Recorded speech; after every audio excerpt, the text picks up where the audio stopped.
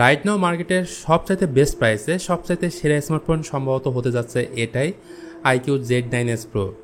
এই স্মার্টফোনটা গতকালকে ইন্ডিয়াতে লঞ্চ হয়েছে এবং বাংলাদেশে অলরেডি প্রিবুক শুরু হয়েছে। সো এই ফোনটা প্রিবুক বা কেনার আগে অবশ্যই আপনার পুরো ভিডিওটা মনোযোগ সহকারে দেখা উচিত, তাহলে নিজেই বুঝতে পারবেন এই ফোনটা আসলে আপনার জন্য ভ্যালু ফর মানি ডিভাইস কিনা। iQOO ফোনের প্রথম আকর্ষণের জায়গাটা থাকে পারফরমেন্স। সো পারফরমেন্স হিসেবে এই ফোনটাতে ব্যবহার করা হয়েছে কোয়ালকমের মোস্ট পাওয়ারফুল একটা প্রসেসর স্ন্যাপড্রাগন 7 Gen 3, যেটা 4 ন্যানোমিটার একটা চিপসেট এবং এটার আন্তঃস্কোর 8 লাখ সামথিং। ফোনটা লঞ্চ হয়েছে 3টা র্যাম ভেরিয়েন্টের সাথে। বেস ভেরিয়েন্টটা হচ্ছে 8/128GB, সেকেন্ড ভেরিয়েন্টটা হচ্ছে 8/256GB এবং হায়ার ভেরিয়েন্টটা হচ্ছে 12/256GB। র্যামের টাইপটা হচ্ছে LPDDR4X এবং UFS 2.2 হচ্ছে এর স্টোরেজ টাইপ। তো এখানে ভার্চুয়াল র্যামের অপশন থাকছে যেটা আপনি চাইলে ইউজ করতে পারবেন। আমার মনে হয়েছে এখানে UFS 3.1 থাকলে পারফরমেন্সটা আরও বেশি বুস্ট হতো। গেমিংয়ের কথায় আসলে আরামসে 60 FPS BGMI খেলতে পারবেন HDR গ্রাফিক্স এক্সট্রিম ফ্রেম রেটে। এতে 2000 hertz instant touch sampling rate থাকায় টাচ রেসপন্স ছিল খুবই ভালো। ইভেন জাইরো সেন্সরটা দেখেন, এটা বেশ ভালোভাবেই ডেলিভারি দিতে পারছে।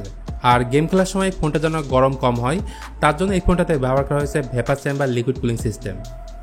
সফটওয়্যার বা ইউআই ক্ষেত্রে এই ফোনে রয়েছে FunTouchOS 14 বেসড অন অ্যান্ড্রয়েড 14, সাথে 2 বছরের মেজর অ্যান্ড্রয়েড আপডেট এবং 3 বছরের সিকিউরিটি আপডেট পাবেন। ব্যাটারির ক্ষেত্রে iQOO এই ফোনে রয়েছে বিগ ব্যাটারি 5500 mAh এর এবং বক্সের সঙ্গে পাবেন 80 ওয়াটের সুপার ভোগ চার্জার। এমনকি এই ফোনটা 7.5 ওয়াট রিভার্স চার্জিং সাপোর্ট করে।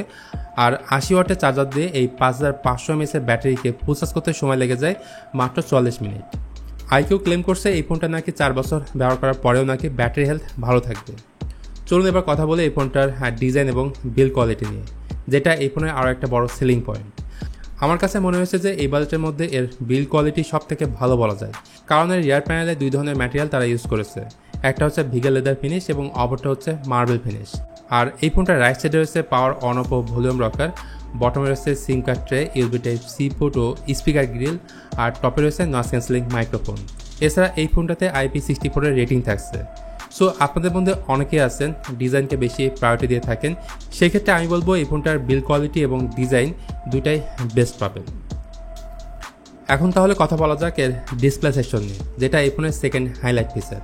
এই ফোনটার ডিসপ্লে সাইজ 6.77 ইঞ্চ, যেটা full HD plus 3D curve AMOLED display এবং এটা রিফ্রেশ রেট 120 হার্টজ। সব থেকে ভালো লাগার জায়গাটা এটার পিক ব্রাইটনেস 4500 নিটস, HDR10+ এর সাপোর্ট থাকছে।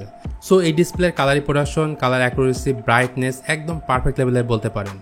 আর এই ডিসপ্লেটা প্রায় সিমেট্রিক্যাল, উপরে পাঞ্চল আছে, সেই সাথে এই ডিসপ্লেকে পরিবেশন করছে স্কট সেন্সেশন। যাই হোক, এই ফোনটাতে আলতু ফালতু কোনো এক্সট্রা ক্যামেরা দেওয়া হয়নি।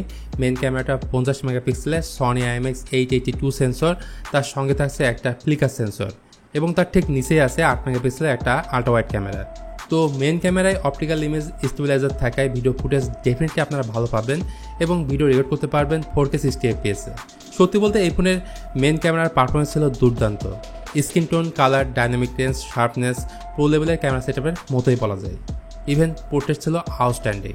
এছাড়া এই ফোনটার ফ্রন্ট ক্যামেরা 16 মেগাপিক্সেলের, এটার ডাইনামিক রেঞ্জ ভালো ছিল, শার্পনেস ডিটেলস ভালো ধরে রাখতে পারে। তো ভিউয়ার্স, এই ছিল iQOO Z9s Pro ফোনের ফুল ডিটেলস।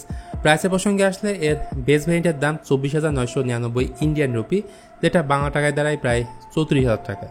আর বাংলাদেশ থেকে আপনি এই ফোনটা পারচেস করতে পারবেন। বিস্তারিত এই ভিডিওর ডিসক্রিপশন বক্সে দেওয়া আছে। তো আজকের ভিডিওটা আর বড় করছি না। ভিডিওটি ভালো লাগলে please hit the like button, share করতে পারেন আপনার বন্ধুদের সঙ্গে।